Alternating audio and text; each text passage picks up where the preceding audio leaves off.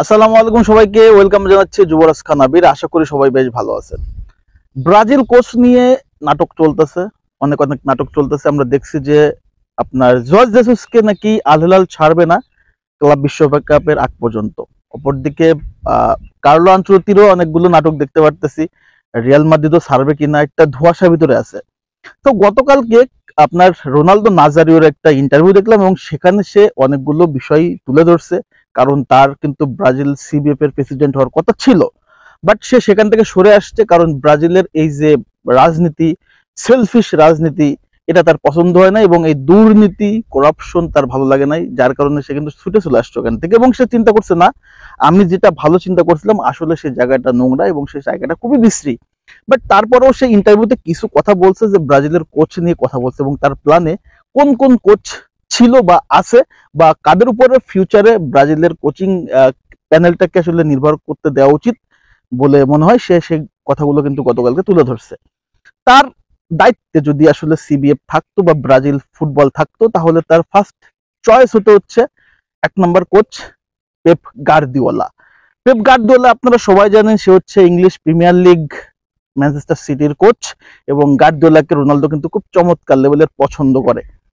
তার first choice ছিল হচ্ছে পেপ গার্দিওলা এবং তার সেকেন্ড চয়েস জর্জ জেসুস, যাকে নিয়ে অনেক অনেক কথাবার্তা। এবং আমরা জানি যে ব্রাজিল ফুটবল ফেডারেশন জেসুসের সাথে অলরেডি কিছু কথা বলে রাখছে, এখনো ফাইনাল দেয় নাই, বাট তার সাথে ইন্টারভিউ এবং ইন্টারনাল সকল বিষয় নিয়ে কথাবার্তা আলাপ আলোচনা কমপ্লিট হয়ে গেছে। এবং রোনালদো নাজারিওর লাস্ট যিনি হচ্ছে টার্গেট ছিল, সেটা না হচ্ছে আবেল ফেরেইরা।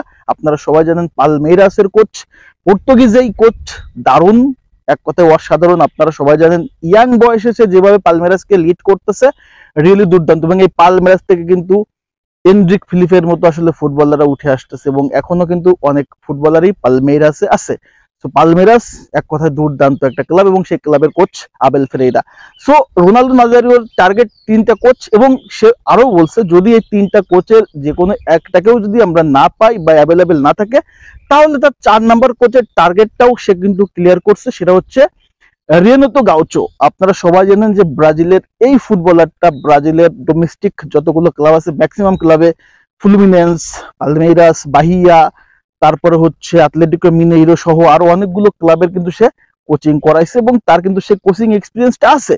এবং ব্রাজিল ফুটবল ডেভেলপমেন্টের জন্য এমন একটা ইয়াং এবং এনার্জেটিক কোচ কিন্তু দরকার ব্রাজিল ফুটবলে, যার কারণে রোনালদো নাজারিও তার মনের অভিব্যক্তিগুলো আসলে প্রকাশ করছে।